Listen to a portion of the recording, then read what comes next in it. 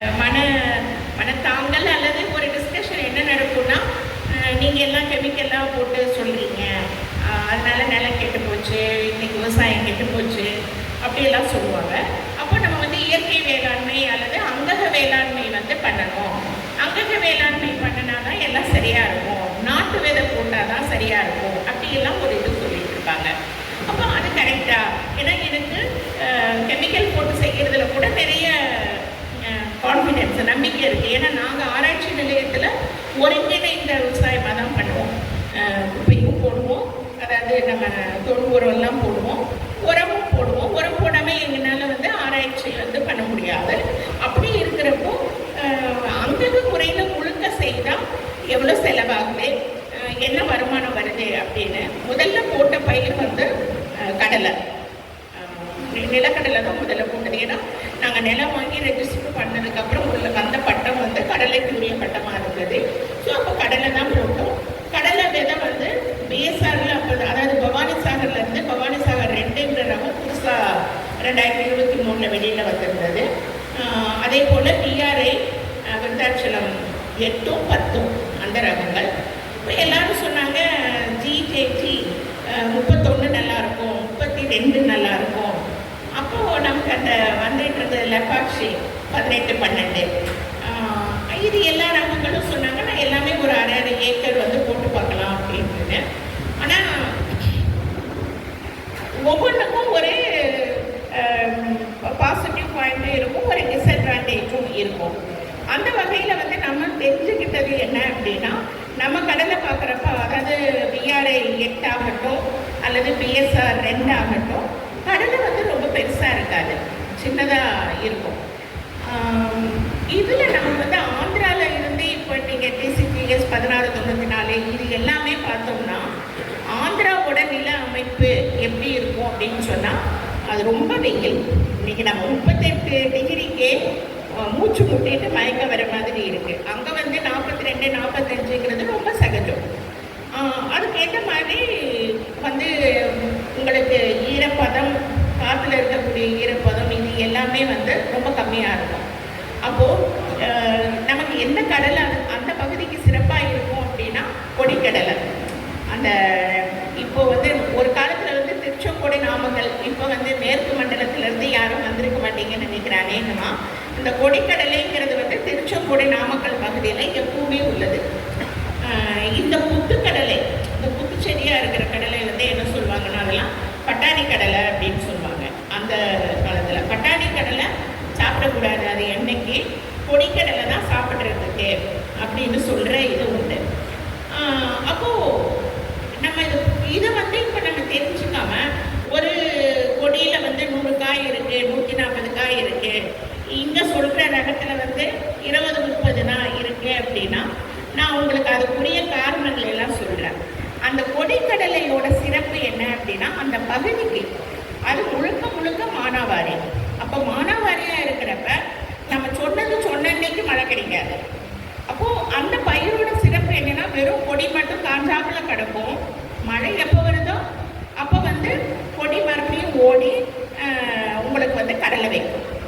ஆனால் குத்துக்கடலை ஓடாது இல்லையா, ஒரு இதில் தான் இருக்கும், அவ்வளோதான். அப்போ அந்த சமயத்துக்கு மழை வரல, விழுதி இறக்க முடியலைன்னா போனது தான்.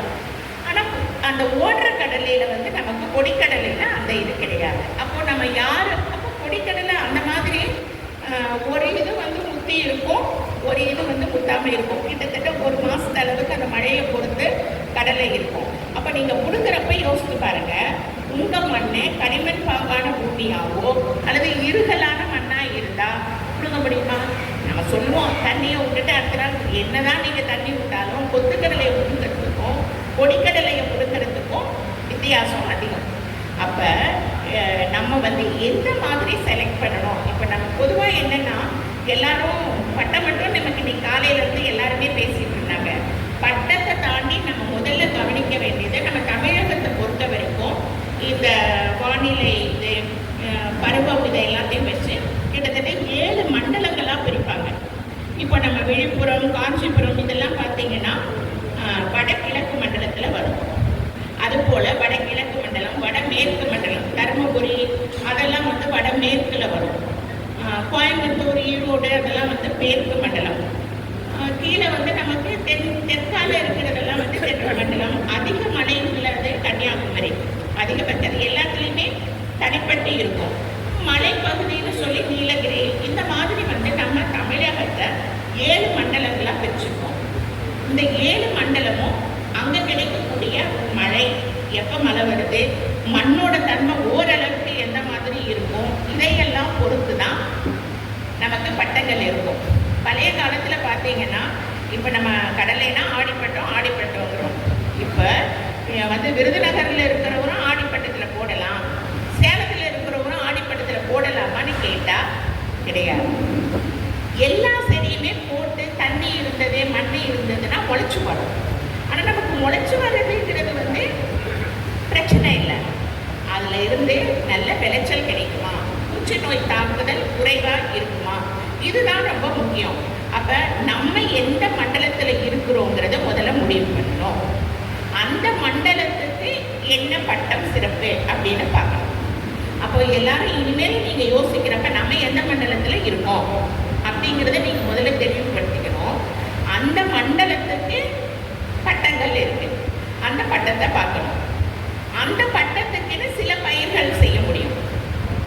இப்போ நெல் வைக்கிறோன்னா எல்லாரும் நெல் வந்து எல்லா பட்டத்துலையும் வைக்க முடியாது. இன்னைக்கு என்னதான் ஆராய்ச்சிகள் மூலம் வந்து எப்போ வேணாலும் வைக்கலாம், மானாவாரியாக போடலாம், இரவியில் போடலாம் அப்படியெல்லாம் சொன்னால் கூட அதுக்குன்னு ஒரு சிறப்பான குணாதிசயங்கள் இருக்கும் ஒவ்வொரு ரகத்துக்கும்.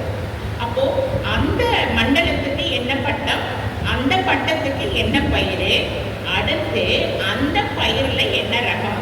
இன்னைக்கு காலையில் கூட சொன்னாங்க இல்லைங்களா, 13, 14ங்கிறது வந்து நம்ம டிஎம்பி 13, 14னா எந்த பட்டத்துக்கு, சித்திர பட்டத்துக்கு என்ன போடலாம், மார்கழி பட்டத்துக்கு என்ன. இப்போ நீங்கள் அதர் ஸ்டேட்லேருந்து வாங்கினா கூட சிகேஜி 31 இருக்குது, 32 இருக்குது.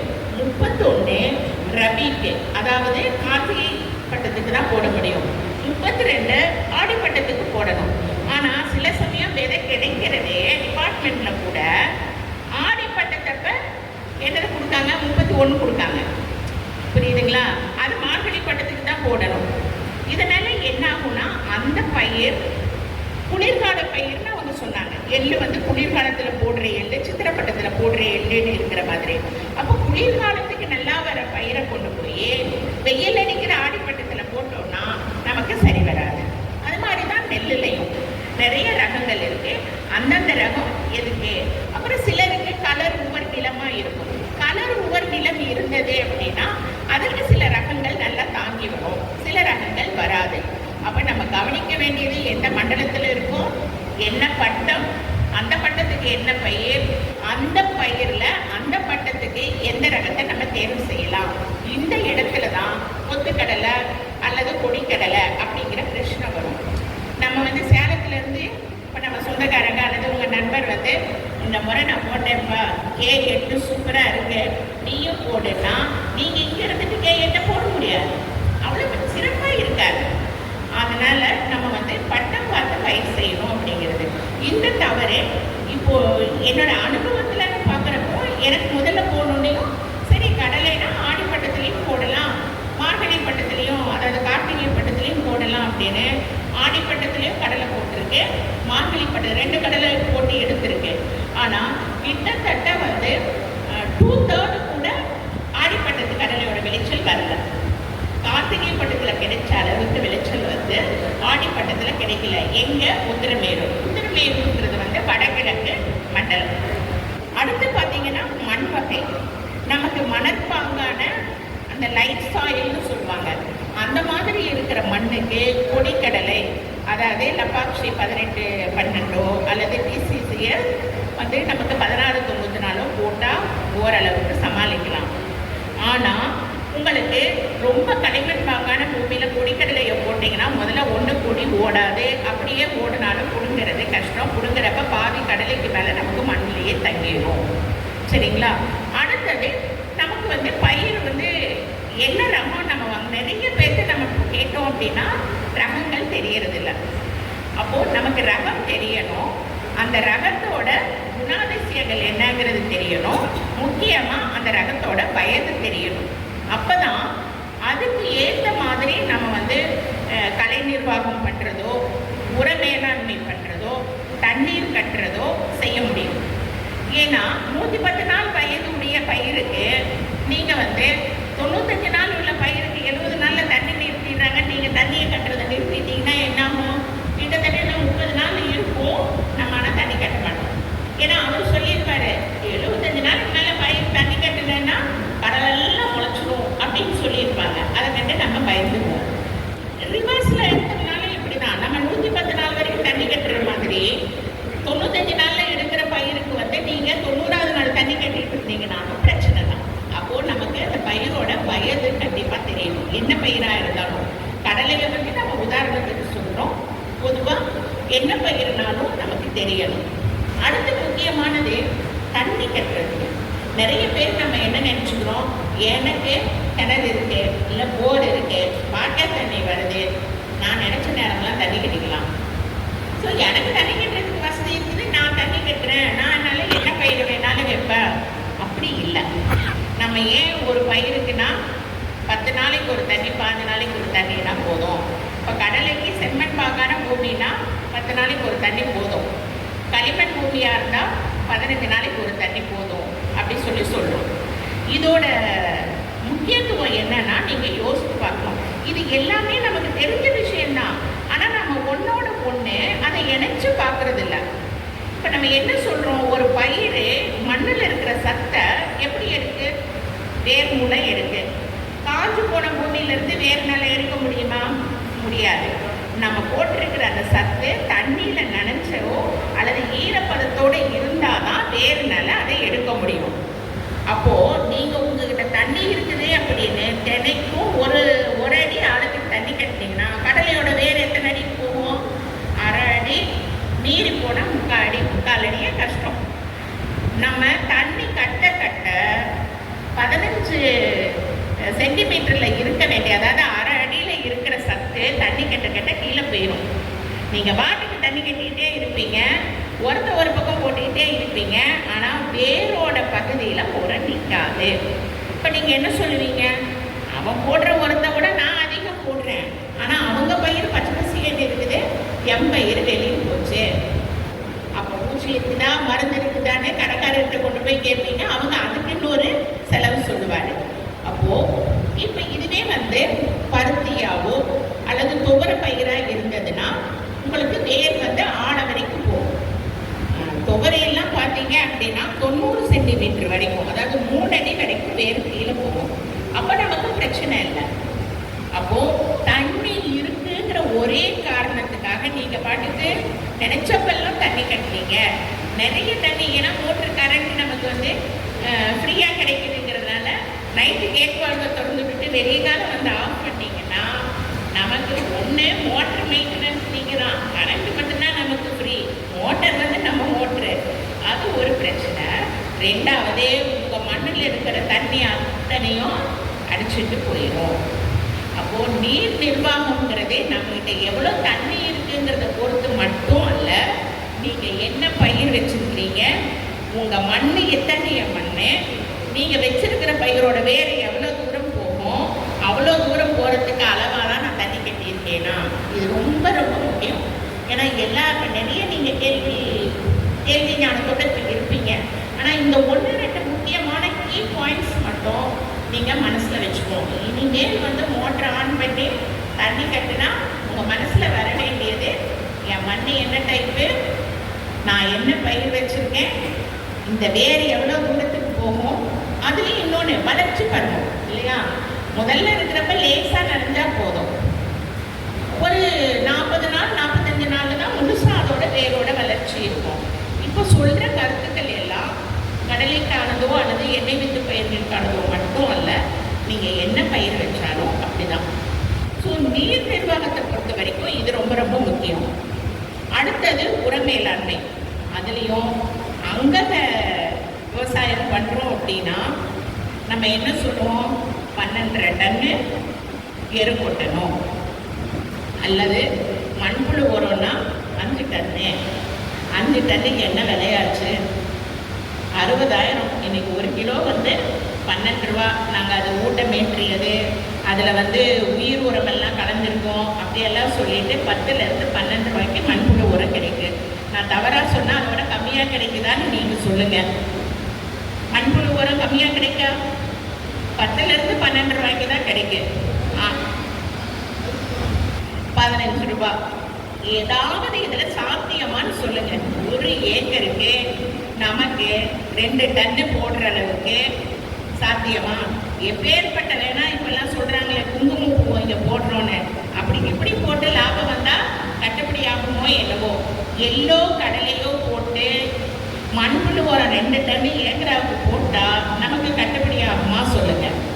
மாமியார் பெண்ணூரே போட முடியாது. அதுவே டன்னு வந்து 5 ரூபா, அதாவது 1 கிலோ வந்து 5 ரூபா ரேட்டு வருது. ஆர்கானிக் உரம்னு சொல்லிட்டு கம்போஸ்ட், அதாவது அந்த சிட்டி கம்போஸ்டில் போட்டு தரதுக்கே 4 ரூபா வருது. அப்போ நம்ம எப்படி வந்து உரம் போட முடியும்? ஆனால் அந்த உரம் போடலைன்னா சரி வளராது. அப்போ என்னன்னா, நீங்கள் அங்கக வேளாண்மை பண்ணுறீங்கன்னா முதல்ல உங்கள்கிட்ட ஆடு மாடு கோழி இருக்கணும். அது இருந்தால் மட்டும்தான் இது சாத்தியம். நம்மகிட்டயே இருந்ததுன்னா அதுவும் எப்படின்னா திரும்ப பழையபடி கணக்குக்கு போகும். முதல்ல இருந்தே வந்து அக்ரிகல்ச்சர் ஆஃபீஸர் ஆகட்டும் அல்லது எங்கள் ஆராய்ச்சி நிலையத்துக்கெலாம் நீங்கள் ட்ரைனிங் வந்தால் என்ன சொல்லுவாங்க, உங்களோட கூலியும் நீங்கள் கணக்கு போடுங்க இல்லையா? எப்பவுமே சொல்லுவாங்க, நீங்கள் ஆளுக்கு கொடுக்குற கூலியை மட்டும் கணக்கு போடாதீங்க. நம்ம குடும்பத்திலேருந்து நம்ம போனோம்னா நம்மளோட செலவுக்கும் நீங்கள் கூலியை போடுப்பாங்க. அந்த மாதிரி கணக்கு போட்டால் திரும்பவும் பிரச்சனை தான். அட்லீஸ்ட் விலை கொடுத்து வாங்க வேண்டாம். நம்மக்கிட்ட வந்து மாட்டு சாண உரம் இருக்குது அல்லது மண்புழு உரம் இருக்குது. நம்ம மண்புழு தொட்டி வச்சுருந்தோம்னா மண்புழு உரம் இருக்குதுன்னு. அப்போ அங்கக வேளாண்மை பண்ணணும்னா நம்மக்கிட்ட ஆடு மாடு கோழி அவசியம். இல்லைன்னா இது பெரிய ஃபெயிலியர். இல்லைன்னா நம்ம வந்து அங்கக வேளாண்மை பண்ண முடியாது. நீங்கள் வந்து ஃபெர்டிலைசர் வாங்கி தான் போட்டாகணும். அடுத்தது களைக்கொல்லி. களைக்கொல்லி வந்து நம்ம அங்கக வேளாண்மையில் ரெக்கமெண்ட் பண்ணுறது இல்லை.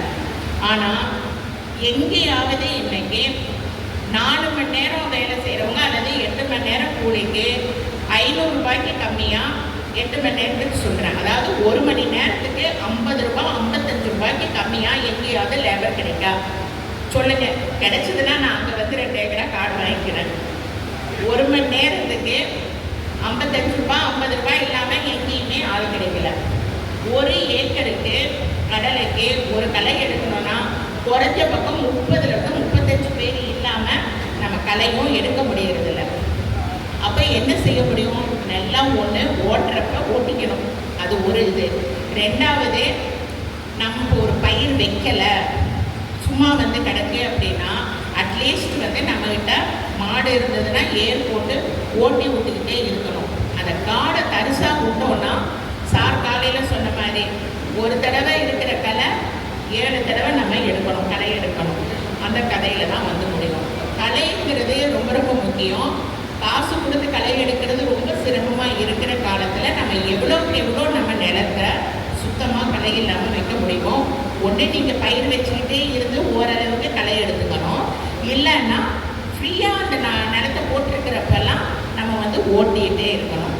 2வது, நம்மளே செய்ய வேண்டிய சில வேலைகள் இருக்குது. நீங்கள் ப்ரஷ் கட்டர் வச்சோ அல்லது நம்ம வந்து இப்போ நிறைய வந்து நீங்கள் நான் இதை பற்றி சொல்லலைன்னு யோசிப்பீங்க. இந்த பஞ்சகாவியா, ஜீவாமிர்தம், கனஜீவாமிர்தம் இதை பற்றியெல்லாம் இதெல்லாம் நீங்கள் அடிக்கணும்னாலும் ஆள் வச்சு அடிச்சிங்கன்னா அவங்களுக்கு டேங்க் கணக்கு. அவங்க நீங்கள் எவ்வளோ படித்து சொன்னீங்கனாலும் காலையில் 6 மணிக்கு வர சொல்லியிருப்பீங்க. இதான் வந்துட்டேன் அதான் வந்துட்டேன் வண்டி எடுத்துட்டேன் அப்படி சொல்லுவாங்க. ஆனால் நம்ம வயக்காட்டுக்கு வர்றப்ப நட்ட பகலில் வந்து 12 மணிக்கு வந்து நிற்பாங்க. போக சொல்லவும் முடியாது, நம்மளை பிடிச்ச யாத்திரை மாதிரி போக சொல்லவும் முடியாது. மறுபடியும் வரமாட்டார் இந்த பக்கம், அடிக்காமலும் இருக்க முடியாது. ஆனால் அடிச்சு ஒரு பைசாவுக்கு பிரயோஜனம் கிடையாது. நீங்கள் காலையில் 10 மணிக்குள்ளாரையும் பொழுதோட 3:30 மணிக்கு பின்னாடியும் அடிக்காத எந்த மருந்தும் அது வந்து கடனுக்கு செய்கிற வேலை தானே தவிர பைசாவுக்கு பிரயோஜனம் இல்லை. இதோட அறிவியல் என்னங்கிறது மட்டும் நான் சொல்லிடுறேன். இலை வழியாக கொடுக்குற எந்த ஊட்டம் அல்லது களைக்கொல்லி அல்லது வந்து நம்ம பயிர் பூச்சிக்கோ பூஞ்சானத்துக்கோ நீங்கள் எதுக்கு அடிச்சிங்கனாலும் இலையில இருந்து நீங்கள் அடிக்கிற மருந்து செடிக்குள்ளே எப்படி போகும்? யாராவது சொல்லுங்க. இலை மேலே மருந்து அடிக்கிறீங்க, செடிக்குள்ளே எப்படி போகுது? ஸ்ட்ரோமேட்டான்னு இலையில பின்னாடி பக்கம் அதிகமாக இருக்கும். தாமரையில் மட்டும்தான், அதாவது தண்ணியில் இருக்கிற பயிர்களுக்கு மட்டும்தான் மேலே துவாரங்கள் அதிகமாக இருக்கும். அப்படி இல்லைன்னா எலி துவாரங்கள் வந்து அடிப்பக்கத்தில் அதிகமாக இருக்கும். அதுவே நம்ம மருந்து கரெக்டாக அடிக்கலைன்னா அடியில் போகாது. ஒரு பாயிண்ட். இந்த அதுலேயும் ஸ்ட்ரோமேட்டான ஒரு செல் இருக்கு, அதாவது இலையில். அது வந்து தான் அதிகமாக விரிஞ்சு கொடுக்கும்.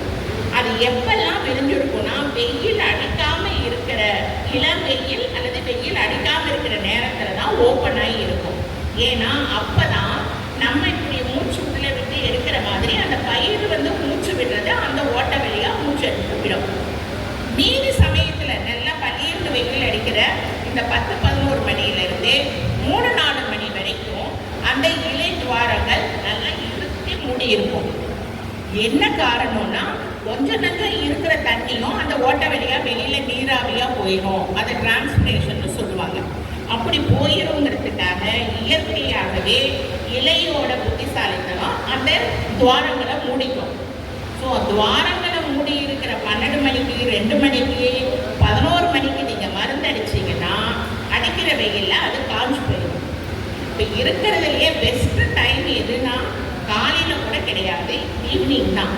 அப்போ தான் அடித்து உள்ளே போகிற வரைக்கும் போகும். மீதி எப்படியும் நமக்கு ஒரு பனி இருக்கும் ராத்திரியில். அப்போ அந்த நேரத்தில் வந்து இலை துவாரங்கள் நல்லா திறந்துருக்கும்.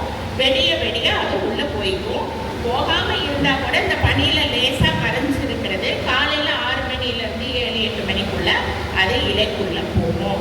நீங்கள் படாத பாடுபட்டு 1000 ரூபாய் 2000 ரூபாய்க்கு வாங்குகிற மருந்து உங்கள் செடிக்குள்ளே போகும். உள்ளே போய் செய்ய வேண்டிய வேலையை செய்யணும் அப்படின்னா 10க்குள்ளேயும் சாயந்தரம் 3 நாளுக்கு பிறகு தான் நீங்கள் அடிக்கணும். இதுக்கு மருந்தடிக்கிறவங்களை எதிர்பார்த்துட்டு இருந்தால் ரொம்ப கஷ்டம்.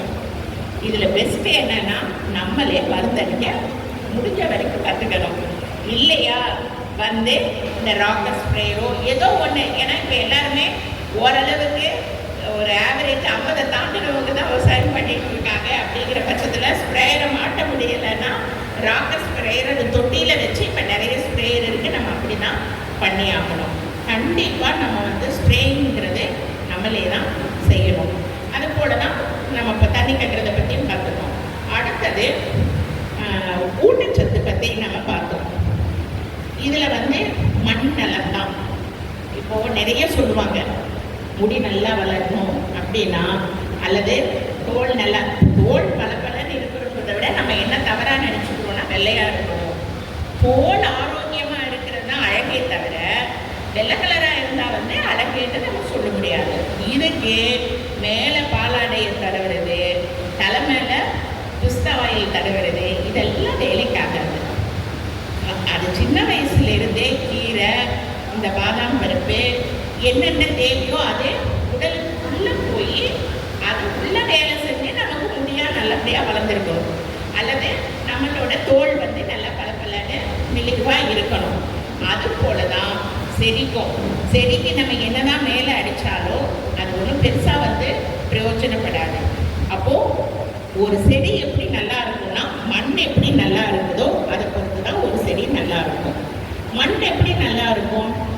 மண்ணுக்கு பொதுவாக நம்மளை பொறுத்த வரைக்கும், விவசாயிகளை பொறுத்த வரைக்கும் மண்ணுங்கிறது உயிருள்ள பொருள்.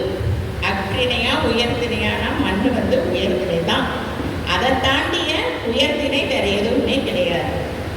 அப்போது அந்த மண்ணுக்கு உயிர் இருக்கு. அதுக்கு 3 முக்கியமான குணாதிசயங்கள் இருக்கு. ஒன்று இயற்பியல் குணம், அதாவது ஃபிசிக்கல் ப்ராப்பர்ட்டிஸ் இருப்பாங்க. அதை பொறுத்து தான் அதில் வந்து மணல் எவ்வளோ இருக்குது, களி எவ்வளோ இருக்குது, கொஞ்சம் சரளையாக எவ்வளோ இருக்குது, அதோட பிஹெச் அப்படின்னு சொல்லக்கூடிய கார அமிலத்தன்மை எவ்வளோ இருக்குது. இதெல்லாம் வந்து ஃபிசிக்கல் ப்ராப்பர்ட்டிஸ். அப்படின்னா அதில் கெமிக்கலாக ஒன்றும் கிடையாது. இயல்பாக அதோட இது எப்படி இருக்குது, கையில் பிடிச்சா வந்து புட்டு மாதிரி வருதா, இறுக்கமான மண்ணாக இருக்கா, கலர்வான மண்ணாக இருக்கா, இதெல்லாம் ஃபிசிக்கல் ப்ராப்பர்ட்டிஸ். இதை நம்ம சுலபமாக மாற்ற முடியும். ரொம்ப இறுக்கமான மண்ணாக இருந்தால் இப்போ நம்ம காயப்பத்துன்னு சொல்லக்கூடிய மாதிரி காயப்பத்து அல்லது மக்கிய தொழு உரம், மக்கிய பண்ணை கழிவு இதெல்லாம் போட்டு கொஞ்சம் கொஞ்சமாக நம்ம வந்து அதை மண்ணை இறக்கிட முடியும். இது ஒன்று. இரண்டாவது குணம் வேதியியல் பண்பு. வேதியியல் பண்புங்கிறதுனா கெமிக்கல் ப்ராப்பர்ட்டிஸ். சில மண்ணில் வந்து இரும்பு சத்து அதிகமாக இருக்கும், சில மண்ணில் சுண்ணாம்பு சத்து அதிகமாக இருக்கும். சரிங்களா? இப்படி அந்த மாதிரி இருக்கிறதுக்கும் நம்ம கலர் உப்பர் நிலங்களை வந்து நம்ம எப்படி சரி பண்ணலாம்? தக்கப்பூண்டு போட்டு ஓட்டி விடலாம்.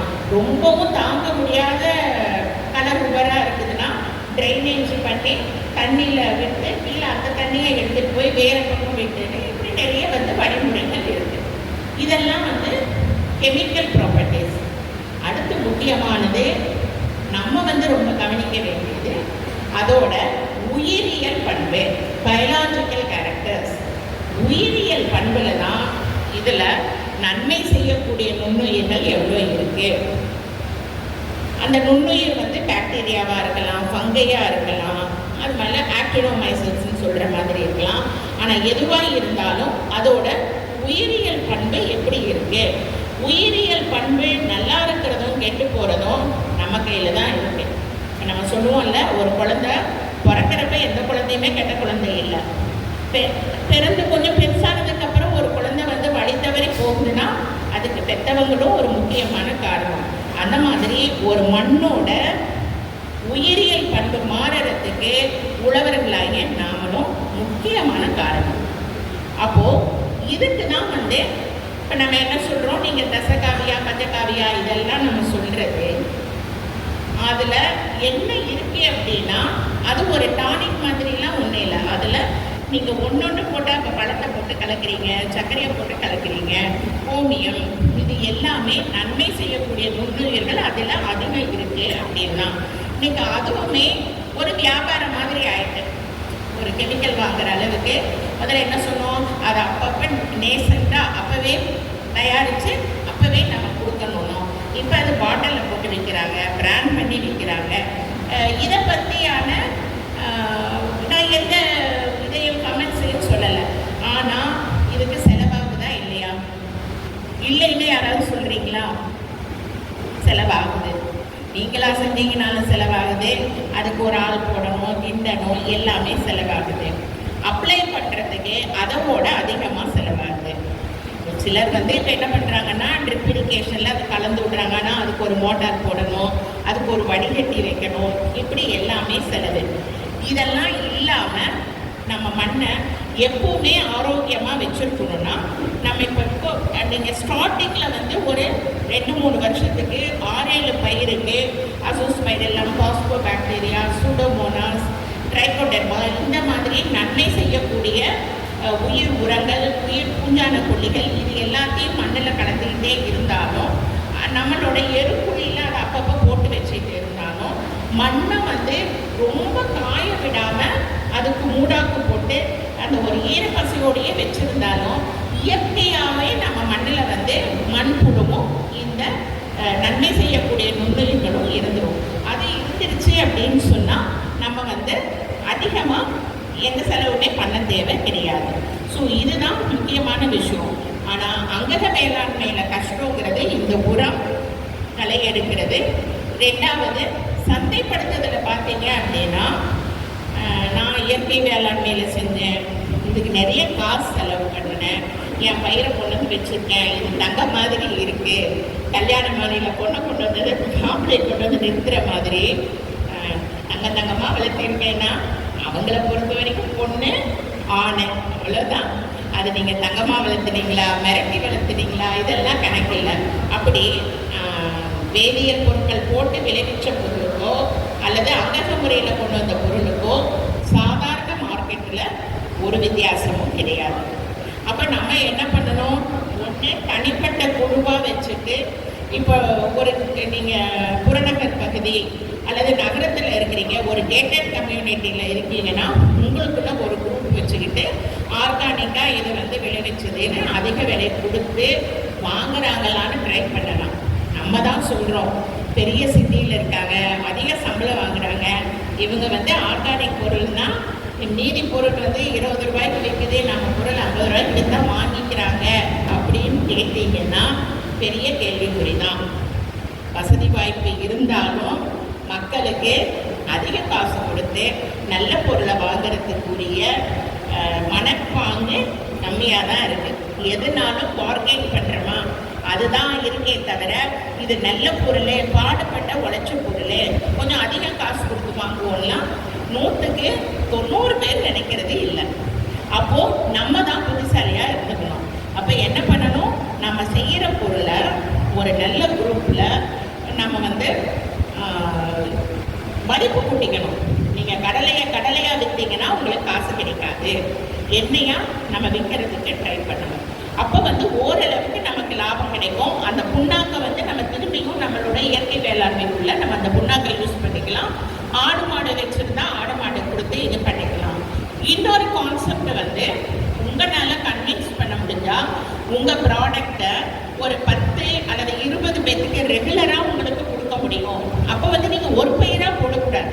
காய்கறி, இந்த மாதிரி இட்லி அரிசி, சாப்பாட்டு அரிசி, இது எல்லாமே நம்ம கலந்து கொடுக்க முடியும்னா ஃபேமிலி டாக்டர் அப்படின்னு நம்ம சொல்கிற மாதிரி, நீங்கள் ஃபேமிலி டாக்டர் கான்செப்டே போயிட்டு அப்படி சொல்கிற மாதிரி ஃபேமிலி விவசாயி அவர் வந்து என்ன சொல்லணும், இவர் தான் ஏன் விவசாயி, எங்கள் குடும்ப நண்பர், நான் எல்லா பொருளையும் இவர்கிட்ட இருந்து வாங்குறேன் அப்படி நீங்கள் இருந்தீங்க அப்படி நம்ம கொடுத்தோன்னா ஒரு 20-25 பேரை நமக்கு கஸ்டமர்ஸ் பிடிச்சு வச்சுக்கிட்டா நம்ம ஓரளவுக்கு நல்ல விலைக்கு கொடுக்கலாம்.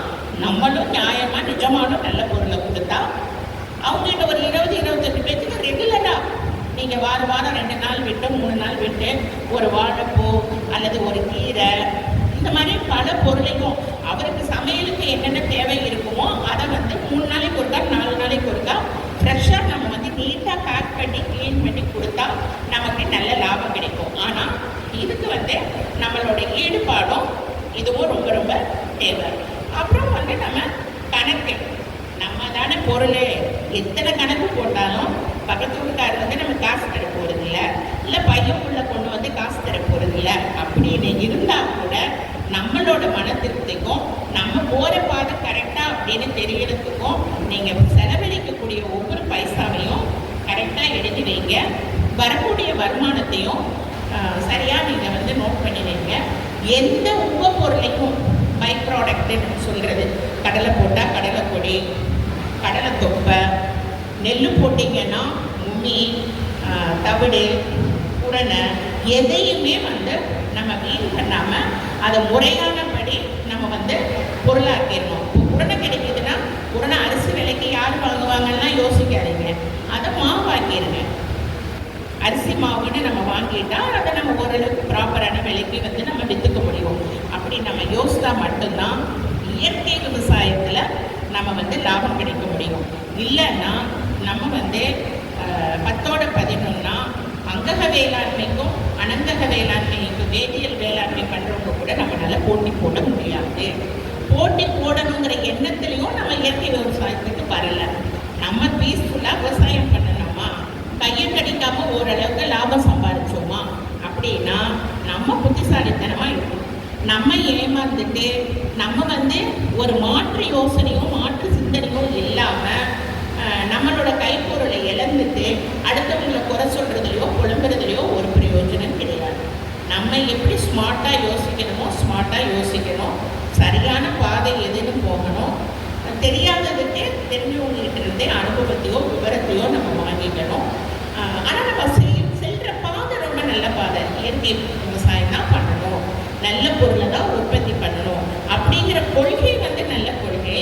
அந்த கொள்கை ஜெயிக்கிறதுக்கு நம்ம என்னென்ன வழிமுறைகள்ங்கிட்ட பல முறை யோசிக்கணும், பல வகையாக யோசித்து நம்ம வெற்றி காட்டணும். உங்கள் எல்லாரையும் பார்த்ததில் ரொம்ப சந்தோஷம். எனக்கு இந்த வாய்ப்பு கொடுத்ததுக்காக விகடன் குழுவினருக்கு சந்தோஷம். நன்றி.